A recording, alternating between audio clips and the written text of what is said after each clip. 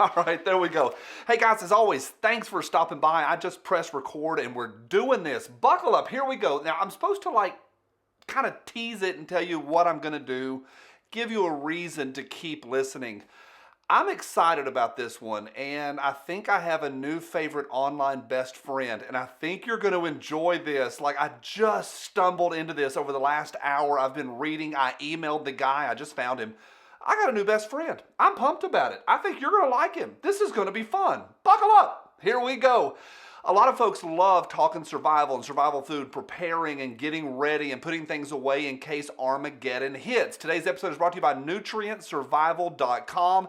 This is the announcement that I mentioned the other day to y'all. I'm excited about this. I wanted to try them out, and they're known for being really, really solid, delicious, lightweight, and long-lasting, and you can store stuff up for a long, long time.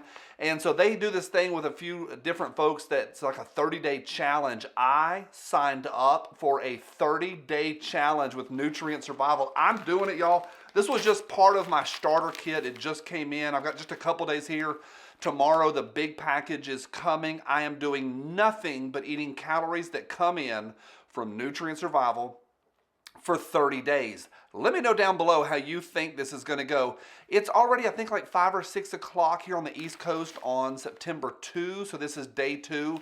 And so that's all I've had since the other night. So 2 full days. So far, my favorite has been Triple Cheese Mac. Yeah, it was good. So it's lightweight. It's yummy so far. I'm doing it, and I'm a little nervous about it. I eat a lot of pizza, and I told the Patreon folks that I need to do something. So I'm doing it just to see if this is really as good as they say it is, if it's something I do want to store away for long term, plus how is it? And I just think it's good for me to try something different. I thought it'd be fun. 30 days. Let me know. To each of y'all, thank you for every thumbs up. All right, here we go. Yesterday, we talked a little bit about the Child Sniffers' plan to create a international gun registry, and we talked a little bit about that. Now, there are consequences to that. A lot of folks immediately said, I'll never do that. Well, you'll never buy another. If they do that whole cat policy that we talked about yesterday, if they do that, you'll never get another brand new CZ or IWI or anything from overseas. So to get that stuff, you're going to have to sign like a 4473 type and get your name put on a list. And it's a challenge. Now, there are consequences to that. Just came out yesterday that in the UK, there was a full map that was released online with 100,000 owners, pistol owners, and it was released by a hacker. This hacker was an animal rights activist. Hello, all you cool cats and kittens. Shocker. So this animal rights activist released 100,000 folks' names and addresses and a map of where they're at. And all of these folks were signed up. They have their pistol permits. But who was hacked was actually guntrader.com, the same way that we have our FFLs in GunTrader or GunBroker over here. GunTrader over there has a list of everybody that's qualified or allowed to buy a pistol. So that went out in the UK. It's since been pulled down, but you can find archives of anything online. So it turns out, I read that on Reddit today, and somebody goes, we don't need activists over here in the U.S. This is where it got fun. Here in the U.S., the media will publish such things. Follow me. So it turns out in 2012, a New York newspaper called the Journal News, they published a map, the names and the addresses of all pistol owners in Westchester and Rockland County. 2 counties in New York, big places. That's the Journal News. Yeah, the media will sell us out 100%. They are not on our side. We go to the media for the truth. No, we don't. Now, that in itself is frightening. That in itself is worth pressing record, but it gets awesome. I don't think I've oversold this, oversold it.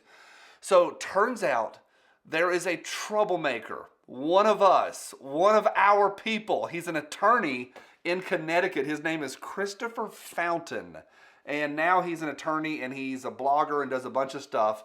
But remember, the Journal News, they're the ones that released that information for Westchester and Rockland County.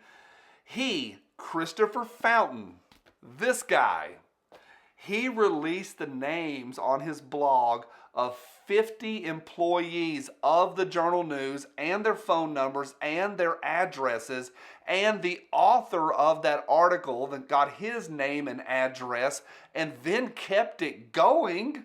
Then he found the parent company of the Journal News, which is called the Gannett Company, and he released their owners' names and some of their executives' names and addresses and just kept putting that stuff out there. What's good for the goose is lovely for the gander. I love it. Christopher Fountain, our people. Now, it turns out this guy, the attorney, not just one of us, he has a long history of stirring the pot and putting stuff out there.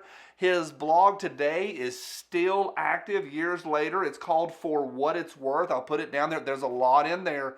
It is an Alice in Wonderland deep dive of stuff. It may have cycled through by now, but just a few minutes ago, his top post mentioned corn pop. So much so, and most of what he does is New York real estate for the hoity-toity, the lovey crowd, the hoity-toity, the bouge folks in New York, and he does a blog about that, pretty much making fun of them, satire. Even the New York Times has done an article on him calling Christopher Fountain the gadfly of Greenwich Village real estate. Called him a gadfly. Now, I said all that to say this. One, I want to put this guy on your radar. Let's explore him a little bit together. I mean, right now, he's my new favorite. I'm excited. Can you tell?